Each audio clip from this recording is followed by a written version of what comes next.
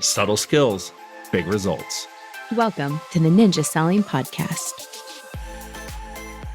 Hey everyone, it's your good friend Eric Thompson. This is the Ninja Selling Podcast. Thank you so much for tuning in and listening and engaging.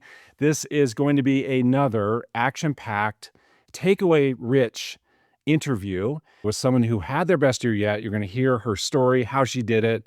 The whole reason why we're doing this series of best year yet interviews is so that you too can have your best year yet. So it's my pleasure, it's my honor to introduce an incredible ninja. It's Belle Caplis. Belle, welcome to the podcast. Thank you. It's great to have you here. Belle, why don't we share where you live, also the company that you're with, and I know you also wanted to share the team that you're on. Yeah, I live in a little place called Brooklyn, New York, and I work for a little brokerage called Compass. We've heard of those. Yeah. And I'm on a small team called the Bateman Fields team, but we have a big impact in Brooklyn. So Yeah, we work amazing. in Brooklyn, Manhattan, and Queens, but really Brooklyn is our home for all of us. And so that's what we will tout as our region. You're right there in Brooklyn, in the city. You're with Compass. You're on an amazing team. Your team had on the order of 100 million of volume last year. Congratulations. But let's talk about you. We're here to talk about your best year, your big increase in production. Belle, last year, you had just under 24 million of volume. You did 23.6 million of volume. That's your personal volume, even though you're on a team that's your personal volume. You doubled the number of transactions I actually more than doubled all of it. I had 9 million the year before in total. You went from volume. 9 million to almost 24 million. That's almost triple. Almost, but not. Almost, but not. Yeah. Yeah, almost not. But yeah, it was, I'd say like 1.5. It was a great increase. And I went from, in just sales, I did rentals and my referral business increased as well. But in sales, I went from 11 transactions to 25 in the year of 2025. Fantastic. Belle, we're celebrating that. It's terrific. And yes, we will get to the questions of how did she do it? That's what everyone's wondering. How did she do it? I want to do that too.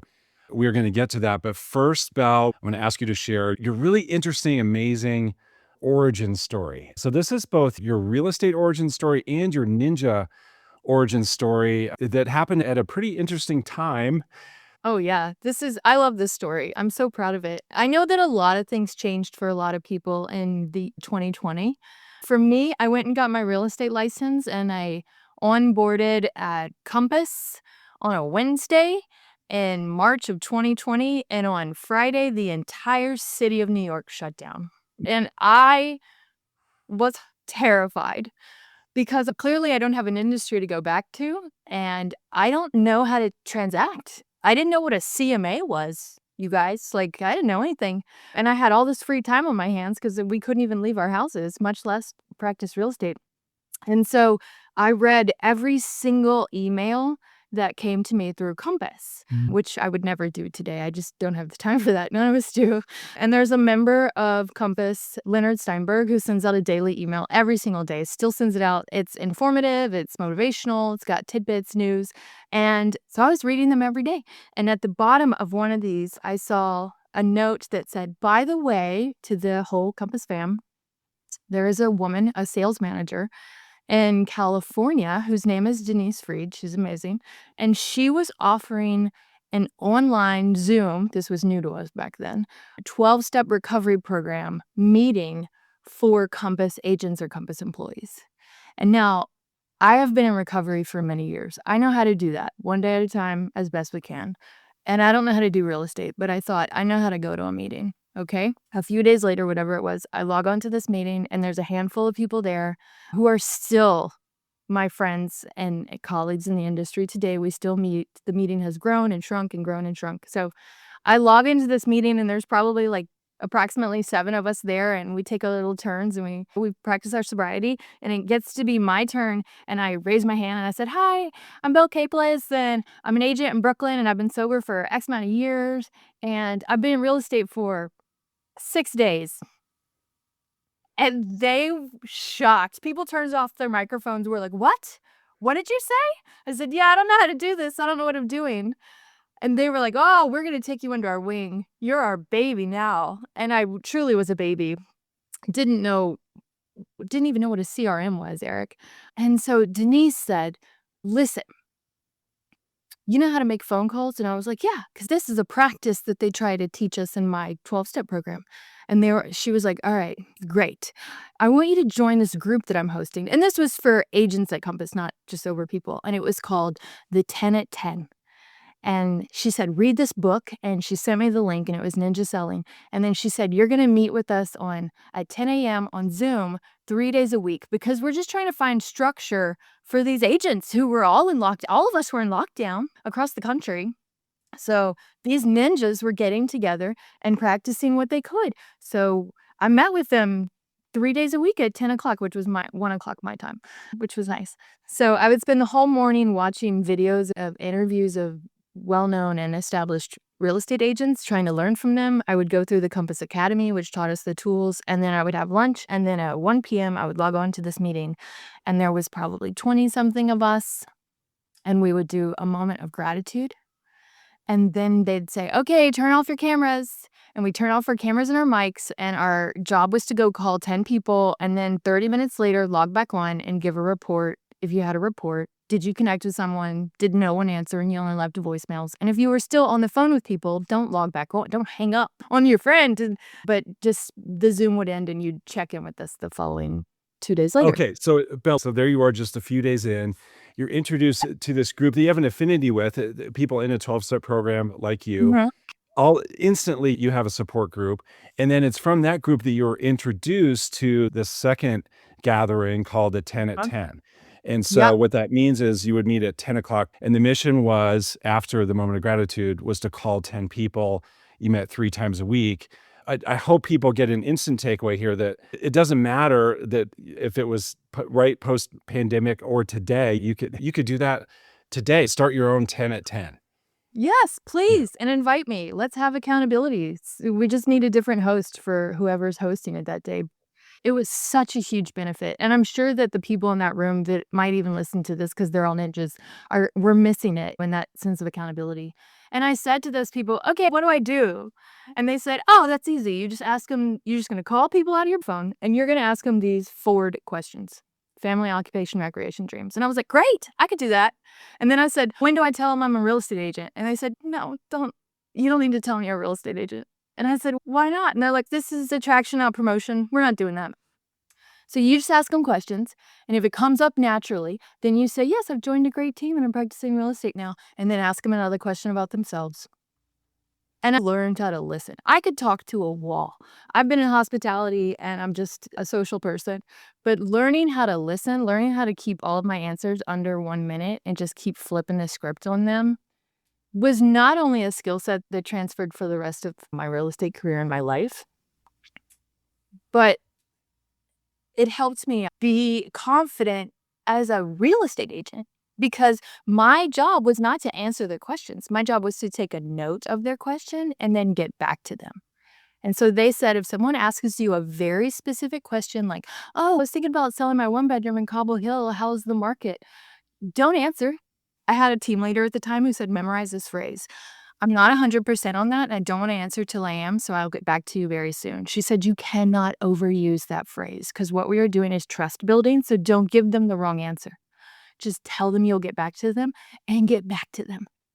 So these ninjas said, just use that phrase on them, take notes, and then go get the answer. Call us, call someone else who works in Cobble Hill, get the answer, and then you have a reason for a follow-up.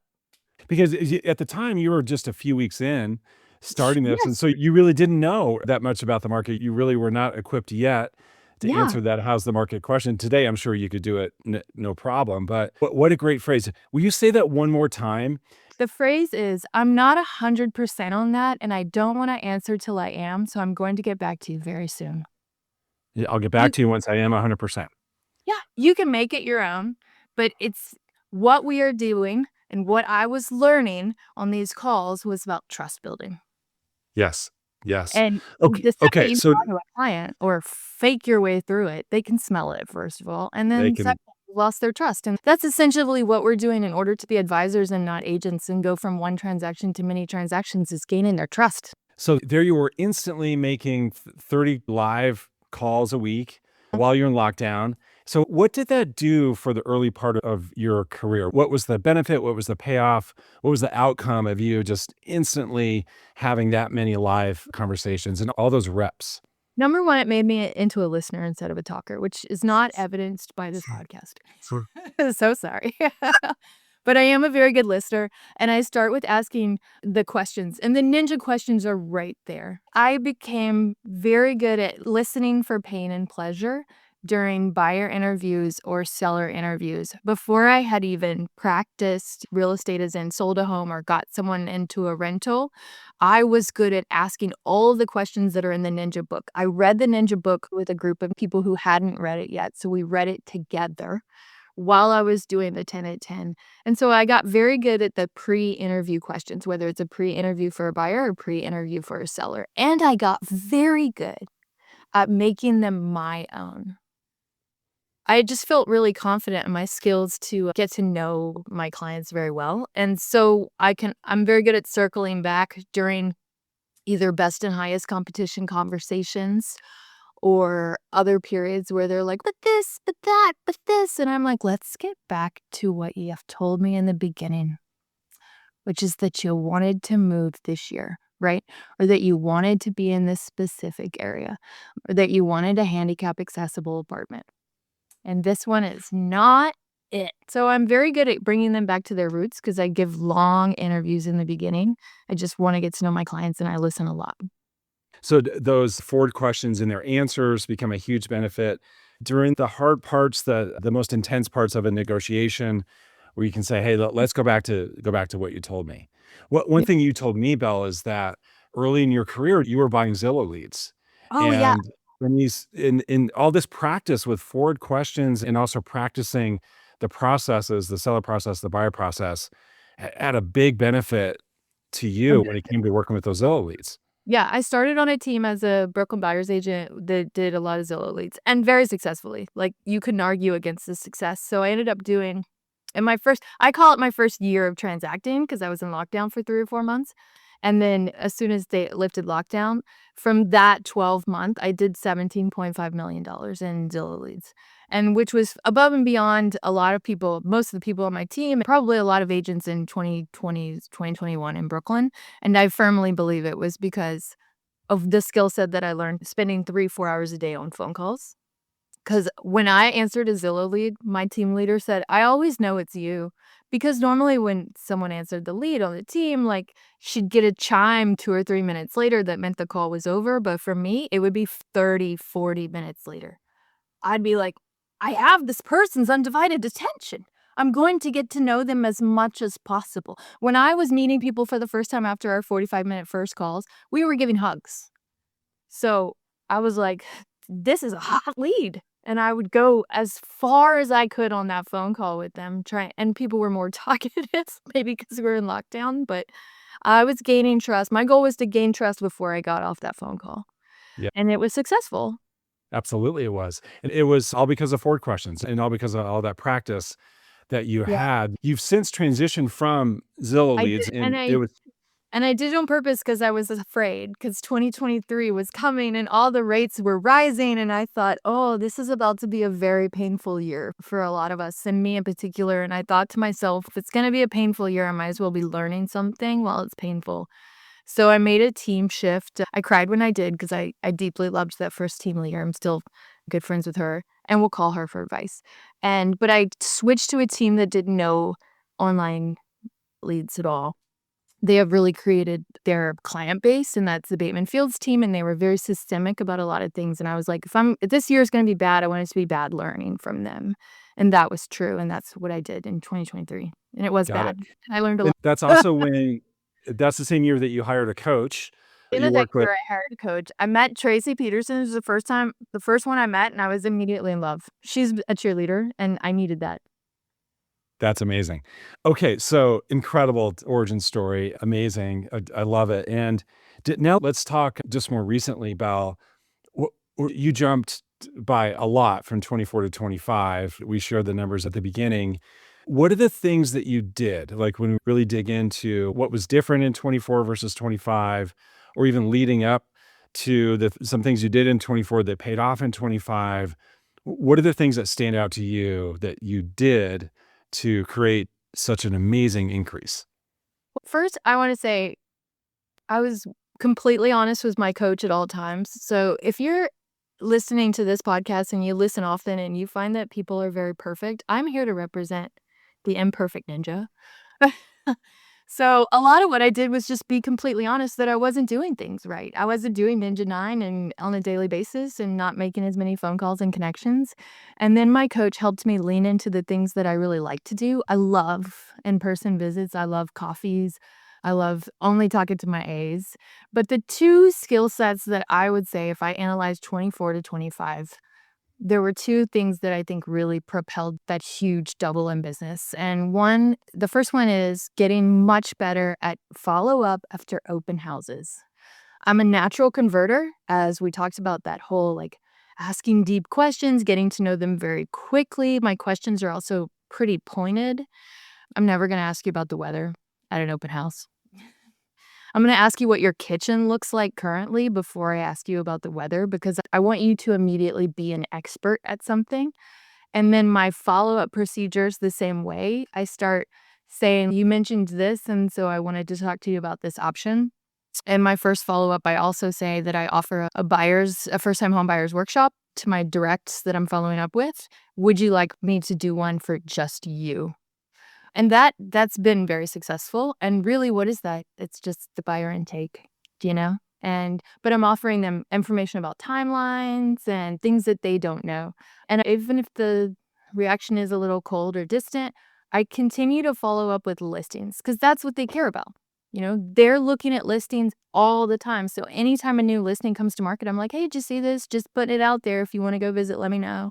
And then if I have no listing to give them, but I feel like we're almost there and I need a follow-up, I'll follow up with a listing that was old and say, let me tell you why this one sold for so much more than the other one in the building.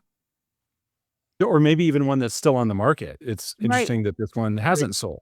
You Yeah. don't need to show them something new and shiny to still be giving them value. You can talk about strategy. You could talk about why this one didn't sell or why this one sold for more even though they're in the same building, right? Or how you helped someone win a best and highest and what was the contingency that you took off the table. A lot of these people have no idea what contingencies are. Right. So I think that was a really huge part of 24 to 25. And then the second one is my focus on education and service in my entire sphere all the time. It's about that. I'm very big on education. I want to be the agent who turns all of my clients into little real estate agents. So I'm not a gatekeeper and I walk through my sphere. When I go, I'm a swing dancer. That's like my biggest hobby. So if I'm out dancing, people are like, oh, I moved. I'm like, oh, great. Let me know if you need any vendor recommendations or trouble with your management or how to present this. And then if people are saying, my friend is looking, I'm like, great. If they have any questions, let me know. I am always telling anyone who has a real estate question, whether it's about New York City or Pennsylvania or Louisiana, bring it to me. And if I don't know the answer, I will help you find the answer. And I recently heard from my boyfriend's in BNI, and he was like, oh, yeah, that's called giver's gain. And I was like, what? That's a great phrase. I love it. But that's a tenet of how I do business.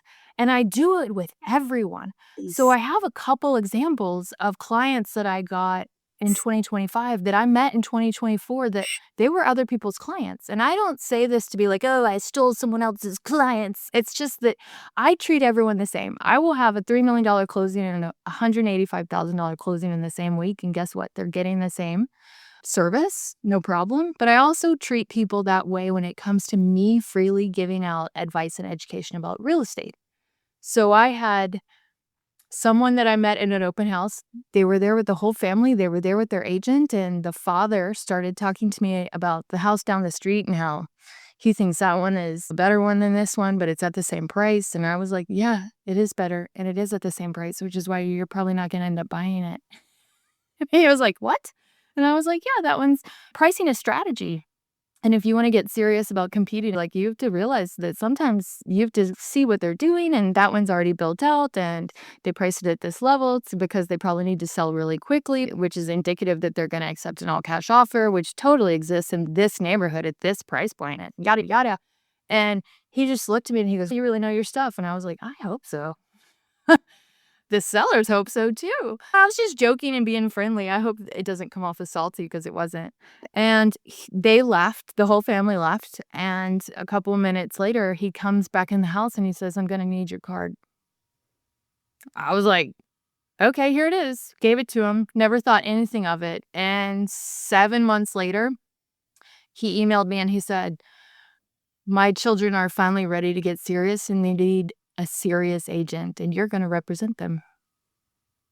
And they were in Amazing. contact within 2 months. And I do that, but I do that all the time, not as a game to win clients, but because I don't know where my next referral is coming from. And so very recently in the fall, I was working at an open house. And again, I love those open houses. They are bread and butter for me. Even if my team doesn't have one or I don't have one that I can work, I will reach out to another agent in the neighborhood that I know and I will ask them if I can work their open houses for leads. I'm like, take a day off, give it to me. I got it. So I was working an open house and a buyer came in represented and I started asking them normal buyer forward questions. And I said, wow, you're really competing against yourself after listening to their answers. And they're like, what do you mean? And I was like, you're competing.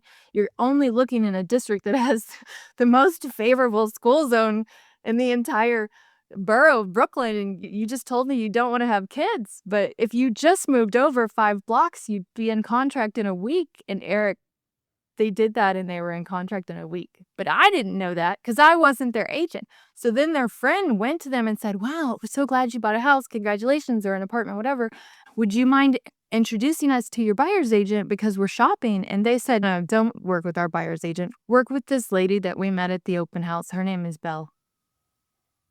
You got the referral just from being extra helpful and also especially knowledgeable, getting people to say, oh my gosh, you really know your stuff. And you're just doing it out of the goodness of your heart. You're just being a ninja and the people notice. Yeah. Like, honestly, I'm just doing it because I love it. I love every client is like a puzzle to me. So I'm like, why aren't you succeeding? Let's figure this out. Let's Right. figure this out. Let's figure this out. But I make it a tenet of my business. Yes. Education is a huge tenet of my business and giving away advice and giving away industry knowledge freely. I'm not a gatekeeper. This is incredible. Belle, you mentioned a few minutes ago, you made a comment about your A's in your database and how you love to love on your A's. Yeah. You have an interesting way of defining who's an A. And we watch some people struggle with this. What's an A? What does that mean? I really appreciate your definition. Can you share that with us? And then tell us, how do you put focus and attention on your A's? My A's are the people that I'm rooting for. So some coaches say that your A's are your cheerleaders, and while that's completely true, and it's very true, I get really excited to call people sometimes because I like rooting for them. Sometimes you like enjoy in talking to some people because it's easy and you feel excited to talk to them. I think this is because the fastest way for me to get out of my swamp brain and to reset to factory settings is to focus on other people and not on myself. If you leave me alone in a room with only my thoughts, like that's going to get really dark. So even if I just want to get in a better mood, I call my A's, which are my people that either naturally put me in a better mood because they tend to be excited, they have something exciting to talk about, or maybe it's someone who's going through something and I'm like, yeah, let me just see if I can make their day a little brighter. So I feel like sometimes my A's kind of change because if you need my attention, you're going to get it. But my A's are the people that I'm really excited to call because I'm rooting for them and they just get me out of my head. Awesome. And how many of those do you have? Like right now? Probably 25 right now. 25. Keep it And tight. then, I think keep it tight with your A's. yeah, if someone's an A, what do they get? What's that experience like? What will they get from you? And it sounds like Well, phone calls, lots of attention. they also get memes. I'm an elder millennial, but sometimes I feel younger because you get text messages and memes, you get jokes, you get funny stories. So a lot of my A's are clients that I got really close to during the process. And so they love the gossip of the real estate. Let's be honest. And so I'm like, you want to hear something juicy? And they're like, yes, please. And what are we doing? We're reminding them that I'm a professional. Right. Now, here's the thing. People are so naturally curious about real estate. People Yeah. love to talk about real estate. They love, like you said, they love to gossip about real estate. So when you can give them fodder for their gossip, Yeah. it's very valuable. And you get to show that you're a pro and an expert. You really know their stuff, and you're satisfying this natural curiosity that they have. Yeah. It's genius. It's hmm genius. You love, and we can tell you love live interaction. So Yeah. you mentioned dancing. What are the Mhm. other ways that you're putting yourself in environments to have a lot of live interaction with people? I forget the name of it, but some of my girlfriends and I were like, I wish we just had task buddies. Let's normalize having a normal thing like going to the grocery store or going to IKEA together be a way to hang out and improve our friendship. So I've tried to adopt that when it comes to my live interviews. I'll ask people like, do you want to go to IKEA? Or do you wanna go to a Pilates with me? Or do you I'm just gonna be in your neighborhood. Come on, let's break the rules and, tell them you have a doctor's appointment and let's go get coffee in the middle of the day. It's like a fun little tiny excursion, but I really believe in these 30 minutes excursions, and I try to put it into something that we would already be doing. And of course, yes, I try to go swing dancing as much as possible. Also, all of my clients know I will take you swing dancing anytime you want. So, if anyone needs a good date night, just you call me up. That's incredible. I love that. Something I really appreciate about you, Belle, you believe in, and this is your term, rigorous honesty. Yes. Rigorous honesty with Although I people. And didn't and invent you the term, but yeah, and you referenced it earlier with that great phrase that you shared, but tell us more about this. And you probably say this is another tenet of your yeah. business. So tell us. And of this kinda takes me back to my that room, my origin story, that room of 12 steppers and sober mafia, as I like to refer to us. That's a tenet of that program, that if you can't be rigorously honest, you can't grow. Pain is a touchstone for growth. As much as we would like to believe that we're just gonna wake up tomorrow right at 7 like we promised ourselves and go to the gym 5 times this week, honestly, pain is a touchstone for growth, and the more I tell my coach, "Oh, I didn't do these things again," the more it becomes real, right? In that room, they were like and my original team leader was like, "Just don't ever lie to your clients. It's unacceptable. What we are doing here is building trust." So that resonated in a way that I started making the one promise, which is the only promise that I can make to all of my clients. And I said, the only thing that I can promise you in this transaction is that I'm going to be as transparent and honest through it as I possibly can. I can't promise you that you're going to find the house, that you're going to get the house if we find it, that you're going to sell this house, that you're going to do it on any manageable timeline, because anyone who works in New York real estate knows that we are pretty powerless when it comes to management companies. But I can promise you that I'm going to be honest and transparent through this entire process. Mm. Yeah. We work with our clients' futures, and it gets really scary really fast. So the only way that I sleep at night is knowing that I'm not making decisions for them. So my goal is risk analysis, and my goal is to give them as much education and information as humanly possible so that they can make the best decision for themselves. What is so true about anyone going through a real estate transaction is that instantly they are immersed in uncertainty. There's so many areas and places and where they're thinking, I just don't know how this is going to go. And you're Mhm. being real with them where you're saying, you know what, I don't know either. Neither one of us know, but here's the one thing you can count on. You can count on me to be Yep. honest with you. And you talk about getting in control of the process, right? We need to be in control of the process. They control decisions. What a powerful way to get yourself in charge of the process by saying, what I can promise you is that I'm going to be straight with you. I'll be honest with you, transparent with you the whole way through. You can count on that. And Yeah. what a relief to And the client. I say I'm gonna tell you no way more than I'm gonna tell you yes. And so we get in this habit of I say, "You're gonna go into this house and you're gonna look for what you love, and I'm gonna look for what might be a major problem or even a little problem in the future." And so I have clients who are like, "All right, give us the bad news as soon as we leave a listing," because I have a rule of not saying anything negative about a house or a apartment while you're in it. And then we leave and they say, "Give us the bad news." 'Cause we're in love with it, and I'm like, "Okay, here's the things I would worry about." And if I give you the longest list of problems that you've ever heard and you still want to move forward, okay, that's your prerogative. I did my part, which is the risk analysis, and that helps me sleep better. And so I almost revel in it. Like, let me give you all the bad news. Because we're Yes. not working for paychecks, we're working for referrals. And that was very clear to me very early on, is that I want to be on many transactions with these people. So it's important to me that they think that I'm always looking out for their best interests. And I do the same thing with sellers. This isn't just for buyers. It's for my landlords. I'm like, they look good, but here's also things that might be risky about their candidacy when it comes to prospective tenants. I do the same thing for the offers. We have a spreadsheet that breaks everything down really clearly. And then I'll say, here's the risk on this offer that's your highest, which is why it might not be your best. We have very detailed conversations about risk, and we keep it transparent and honest. And then I sleep well. I sleep like a baby at night because I've given out all the information that I possibly could. Yes. And you were straight up and transparent with them the whole way. Belle, it's incredible. So many takeaways. Let's finish with this real quick. Any advice for anyone in the Ninja Nation? Do you have their attention right now? The many thousands of people in the nation, what advice would you share? Wow. That's such a big question. It's kind of scary. I'm here to represent the imperfect ninjas. I give you permission to not do it well today. Just do it. Just do the best that you can. We are all doing the best that we can every single day. Make 1-2 baby steps of progress today. Be honest about it, and then start over tomorrow. Amazing.